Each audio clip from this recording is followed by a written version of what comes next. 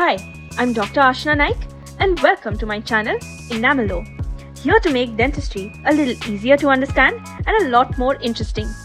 So let's get right to it. Brushing vigorously in a horizontal, vertical or circular motion is known as the scrub brush method. While it may feel you're doing a thorough job, it's actually not very efficient at removing plaque. And over time, it can lead to tooth abrasion and gum recession. Another technique is the Smith method, originally described by Smith and later advocated by Bell. In this method, the bristles are angled towards the incisal or the occlusal surface and then swept over the tooth and gum surface. It was designed to mimic the natural self-cleansing and gum-stimulating action that happens during chewing, which is why it is also known as the Physiologic method. The downside is that it does not effectively clean the interdental spaces or the sulcus area where the plaque tends to hide. When choosing a brushing technique, it is important to go for the one that supports targeted hygiene, a term that simply means removing plaque biofilm effectively to prevent dental caries and gum diseases. The first brushing technique is known as the Bass method, also known as the sulcus cleaning technique. It is the most widely accepted and one of the most effective brushing methods. While it can be a little time consuming, it is highly recommended for routine daily brushing, especially to maintain gum health. Take your toothbrush and place the bristles at a 45-degree angle to the gum line, allowing them to reach gently into the gingival sulcus. Then use small circular or vibratory motions focused on about 2 to 3 teeth at the same time. Repeat the motion around 20 times per section, and to access the lingual surface, insert the brush vertically. To brush the occlusal surfaces, press the bristles firmly into the pits and fissures and activate them with a gentle scrubbing motion to remove the food debris and plaque. The next method is called the Charter's method.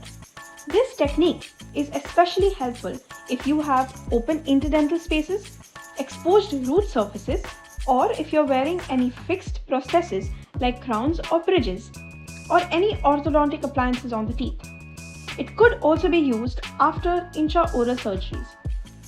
For this technique, use a soft to a medium bristle toothbrush.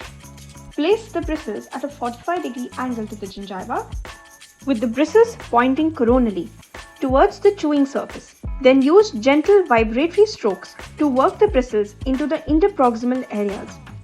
That said, the brush placement can sometimes be difficult, especially around crowded teeth or appliances, so modifications may be needed. This method also requires a fair amount of wrist flexibility for proper execution. The next technique is called the Modified Stillman's technique. It can be useful if you have gingival recession or exposed root surfaces. This technique is a little time consuming and improper brushing can cause injury, so listen closely to how to brush. Take your brush and place the bristles partly on the cervical portion of the tooth and partly on the adjacent gingiva. The bristles should be angled apically, that is towards the root of the tooth, and at an oblique angle. Apply gentle pressure against the gingival margin until you see a slight blanching of the tissue. This should help to stimulate the gums. The bristles are activated by a short back and forth motion and simultaneously moved in the coronal direction. Following 20 strokes, the procedure is repeated on the adjacent teeth.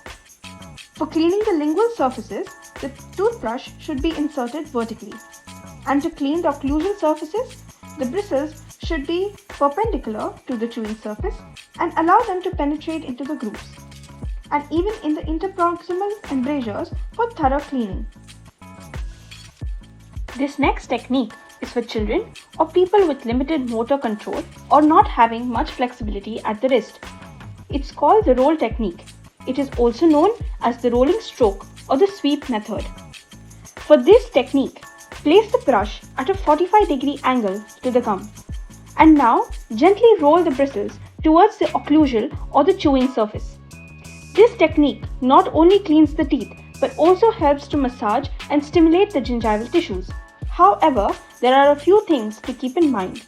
Placing the bristles too high during the initial position can injure the alveolar mucosa, and using a sweeping motion that is too fast or too light may result in an ineffective cleaning. The modified pass technique combines two motions, the vibratory and the circular motions. You could also say that it combines two techniques, the pass and the roll technique. It is excellent for cleaning the sulcus and interproximal areas. The brush is kept at a 45-degree angle to the gingiva and bristles are gently vibrated by moving the brush handle in a back and forth motion. The bristles are then swept over the sides of the teeth towards their occlusal surface in a single motion. The brushing technique used for young children is known as the vertical method, which is also known as the Leonard's method. In this method, the child is asked to bring their teeth edge to edge, and the toothbrush is placed at a 90-degree angle to the outer surface of the teeth. Brushing is done using an up-down vertical motion. One important thing to remember is to brush one jaw at a time to ensure the proper coverage and avoid missing areas. The next technique is the easiest brushing technique to teach young children. It is known as the Fones method, also known as a circular method. It can be used in individuals with physical disabilities. It requires less time, it's easy to learn, and also helps in building a brushing habit early on. Start by asking the child to make big circles in the air with their hand, and then slowly bring their hand in front of the mouth while reducing the size of the circle. Once they are comfortable with that motion, they can start making small, gentle circles on their teeth using a toothbrush. The only limitation of this technique is that it does not clean the interdental areas effectively, so it may need to be supplemented with flossing or other Different tools. smiles, different styles. Find your brush vibe and stick to it. Let me know in the comment section below which topic you would like me to cover next. Please do like, share and subscribe. It really helps our channel grow. Thank you for watching.